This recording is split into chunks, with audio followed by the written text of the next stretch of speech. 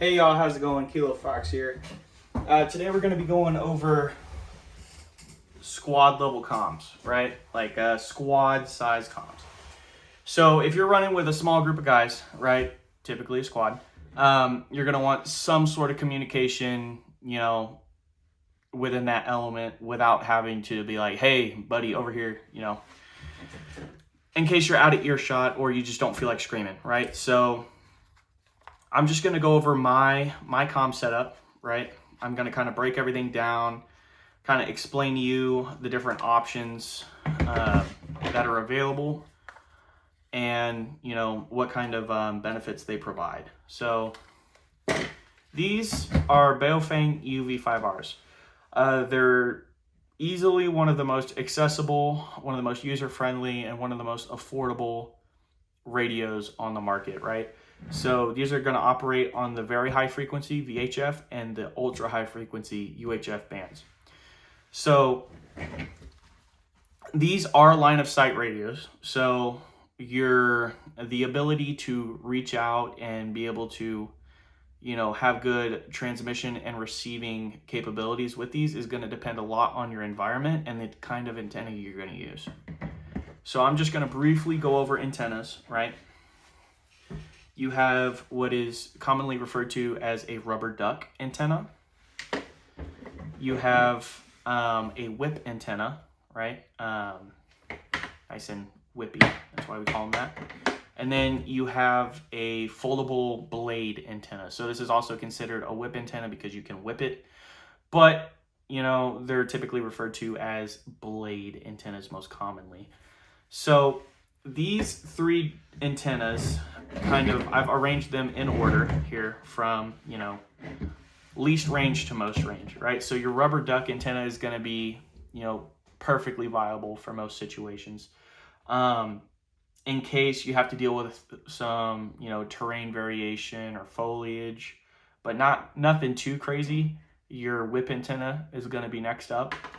And if you're just trying to squeeze as much range as possible, in a 360 degree view without getting into directional antennas, right? Your foldable blade antenna is going to be your next best bet. Now this is the 45-inch version. They also make 11-inch and 13-inch versions, I believe. But I wanted the 45-inch because that is the classic like LARPy whip antenna look. Like when you think radio operator, like you see this sticking off of their back and it's all extended. And yeah. So these are your three main types of antennas, right? And so as far as antenna compatibility goes with the Baofengs, not every antenna you see on the market immediately is going to be compatible with a Baofeng UV5R without some sort of adapter, right? That's not to say that you're always going to need an adapter, but it's just saying that, while these are very ubiquitous, while these are very, accessible and readily available, they are not necessarily the standard, all right? So the connection ports that the Baofeng UV5Rs use are off of the radio. It's a TNC, Tango November Charlie, male connector, right? And so for the included antennas that come with the Baofeng UV5R, those are TNC, Tango November Charlie, females, which, the female goes to the male and it attaches and interfaces perfectly fine, right? Because they're the same connector. But if you were to use a separate third-party antenna or just an antenna that, is different in general, such as this blade antenna, if you'll look, this does not have the same connector. This is an SMA male connector, right? So there are plenty of adapters out there for pretty much all of your comm needs, right? So I had actually bought this antenna without realizing that was a different connector from the UV5R. So what I had to buy was a TNC female to an SMA female adapter. And so the TNC interfaces with the TNC on the radio, and the SMA side interfaces with the SMA on the antenna. And so this is specifically, I bought this adapter because I got tired of running my antenna mounted elsewhere on my kit via a relocation cable, which we'll get into here in a bit.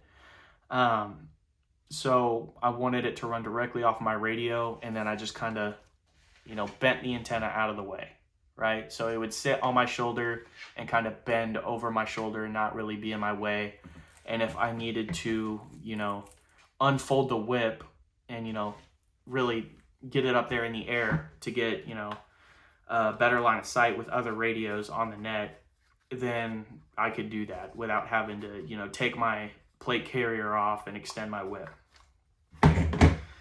Now, I will say with these foldable whip antennas, while they're folded, right, you're going to degrade their effectiveness a lot, right? So they're going to be most effective when they're fully extended, but for the most part, you're not really going to be running this fully extended all the time. I mean, if you are, that's your choice. You can do whatever. But, it's 45 inches sticking off of your body, typical, like, I'm 5'9", right? So if I got another, almost 4 feet sticking off the top of me, that's almost 10 foot of, that's a 10-foot tall, silhouette.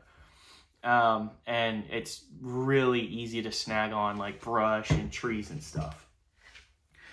So now that we've talked about the different antennas, I'll talk about relocation cables, right? So again, we're going to be touching on the different, connector ecosystem inherent with communications, right?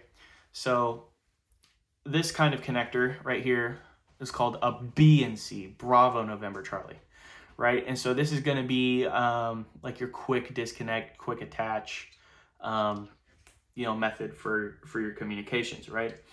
And so, like I said before, I used to run that whip antenna, that foldable blade antenna, on the back of my plate carrier, right? So I needed a way to connect that antenna to this radio.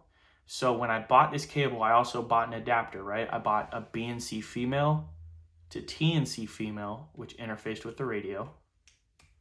And then I bought a BNC female to SMA female for the antenna.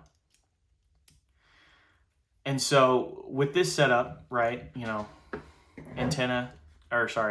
radio end, routed to the radio, and antenna end routed into the antenna, that let me mount my antenna away from my radio. Now that's all fine and dandy if you never have to extend your blade antenna, or you're running like a vest mounted antenna, but you don't want to have to, bend the antenna too much and route it through your kit. You can just relocate it to somewhere else on the kit with a little more space, and you can just wrap it up in there. So that is going to be your BNC connector cable. I always carry 2 of these on my kit at any given time, just because if I'm using an antenna relocation cable and I'm having issues with connection, with receiving or transmitting, I can start troubleshooting that right away. The easiest thing to do, since it's a quick attach, quick detach, I could just swap it out for the other one. If that doesn't fix the issue, then I can, continue on to the antenna, which I carry these 3 antennas on me at all times, right? So this is going to be my primary, right, that I use for 90% of my applications, right? If this fails, then I've got this whip antenna, right? And if for some reason this fails, I've got this rubber ducky. Now, I know you can really get into the weeds with what if all of those fail? Well, if all of those fail, we've got hand and arm signals, we've got other methods of communication, right? And so that is going to be the bare bones basics of what you need for squad level communication, right? You're going to need a radio. You're going to need an antenna. So if you want to run the radio in a fashion where you do not have to take it off of your person and hold it up to your ear to use it, then what you are going to want to acquire is an external push-to-talk adapter, right? Now, not every single radio, but most radios have a different interfacing system, right? Baofeng UV5Rs utilize a Kenwood 2-pin system, right? So you got one pin here, which interfaces with this exactly, right? This is a Kenwood 2-pin connector for a Disco 32 U94 push-to-talk. So, in order to use an off-the-radio external push-to-talk adapter, you're just going to plug it in like so. Click it down, nice little click sound. What this allows me to do is this allows me to transmit on the radio by pushing this button instead of this button. Now you can still push the radio push-to-talk button to transmit, but the entire purpose of utilizing an external push-to-talk is so that you can put this out of the way on your kit or on your person, where you're not going to have to fiddle with it every 3 seconds to communicate something. You can just reach over and hit this button and transmit. And so with that, right, you'll notice this has a completely different connector, right? Well, I run 3M Peltor Comtac 6s, which is a type of headset. Let me move these radios out of the way and I will kind of briefly go over my helmet setup. Alrighty, so this is going to be my helmet setup, right? This is the Peltor ear cup, right? It comes with a microphone, right? And the ear cup is for the audio, right? This is called a downlead. This is a NATO U174 downlead. And so this downlead is going to interface with this PTT. And so what this has effectively done, now that this is all connected and routed together, right, is this is going to allow me to have this radio pretty much anywhere on my person, right? Ideally within an accessible location in case you need to do some troubleshooting, swap channels, any of that, right? This is going to let me listen to any transmissions that come through, any transmissions I receive through my ear cup, right? It's not going to come out of the speaker. It's going to come out of the speaker in the headset, right? And then every time I push this button, right, it's not going to utilize the onboard mic. It's going to utilize the mic in the headset, which that's going to be great for, how do you call that? Audio discipline, I guess, noise discipline. All of your transmissions are going to be on your headset, so it's not going to be blasting out into the field, right? And with a microphone being, placed ideally within 3 millimeters of your mouth, you're not going to have to talk very loud in order to, get a clear message across. So that is my setup, right? This is perfectly suitable for my needs. Just because I run a plate carrier, that is the only reason right now why I'm running a external PTT. And just because, and in conjunction with that, a helmet, right? If I didn't have a helmet, if I didn't have a plate carrier, if I was just running like a load-bearing vest or load-bearing equipment, I would likely just run the radio like this without the PTT. Now, if I haven't already explained it, PTT is push to talk, right? That's all it means. So we've already gone over antennas, right? We've gone over radios. We've gone over, connection methods within an entirely enclosed like communications ecosystem. So headset, antenna, radio, external push to talk, right? This is going to be your most like standard, loadout. A lot of people you see, like a lot of people in the tactical space, you'll see will have an external push to talk. They'll have some Gucci headphones. They'll have a super Gucci radio, like a Persistent Systems MPU5, which is a how do you call it? It's a Mainnet radio or a Mane radio, however you want to say it. Super cool, but entry level, right? Just getting into communications if you're new to it, right? Or maybe you're not new to communications. Say you were like prior service, or you've been in the communication industry in a long time, and you want to get some practice in, but you don't want to break the bank, right? These two radios in this configuration, I painted them myself. They're going to come just straight black. They're not going to come painted. These two radios, two of these rubber duckies, and I believe, mine did not come with two of these whip antennas. It just came with one. But let me get this other rubber ducky in here. Yep. So these two radios, these two rubber duckies, these two extended battery packs, two, I believe it's two. It might just be one. You'll get a wall charger or two. And then you will also get a Kenwood 2-pin.